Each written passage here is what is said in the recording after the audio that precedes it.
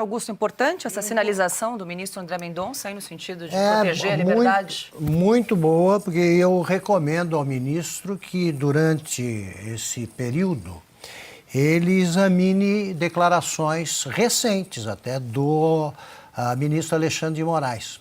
Eu publiquei há pouco tempo na Oeste uma entrevista à distância com o Alexandre de Moraes, em que eu fazia a pergunta e procurava no que ele escreveu ou nos votos que ele fez, né, nos votos que ele justificou no Senado. Eu vou ler só duas perguntas e respostas que elas dão o resumo da ópera e mostram que, por incrível que pareça, o Constantino tem o apoio do Alexandre de Moraes nesse aspecto. Está aqui.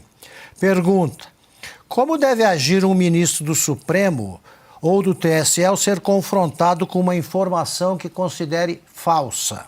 Alexandre de Moraes: o direito fundamental à liberdade de expressão não se direciona somente a proteger as opiniões supostamente verdadeiras, admiráveis ou convencionais, mas também aquelas que são duvidosas, exageradas, condenáveis, satíricas, humorísticas, bem como as não compartilhadas pelas maiorias. Vale também para aquelas que ferem, chocam ou inquietam. Assim o exige o pluralismo, a tolerância e o espírito de abertura, sem os quais não existe sociedade democrática. Aí eu perguntei: parece ganhar corpo entre os ministros do STF a ideia de que a democracia se tornaria muito mais sólida se fossem inteiramente eliminadas mentiras difundidas por redes sociais. O senhor concorda?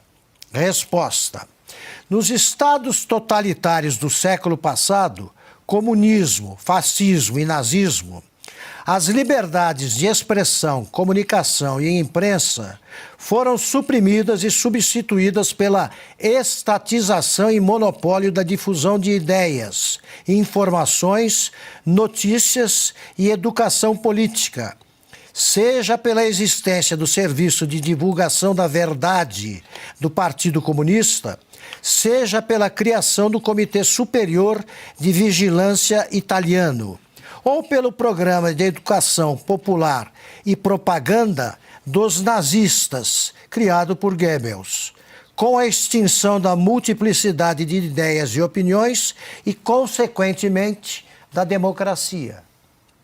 Essa é a primeira questão. O Alexandre de Moraes precisa explicar por que mudou de ideia. Aparentemente mudou. Outra coisa: ele criou o flagrante perpétuo. Enquanto o vídeo está na internet, ele pode ser invocado para justificar a prisão de quem contou uma mentira. Então eu quero saber se o Gilmar Mendes, ministro, quer ou não que seja mantido na internet aquele vídeo em que ele diz que o Lula implantou no Brasil a cleptocracia, que é o regime de governo dos ladrões.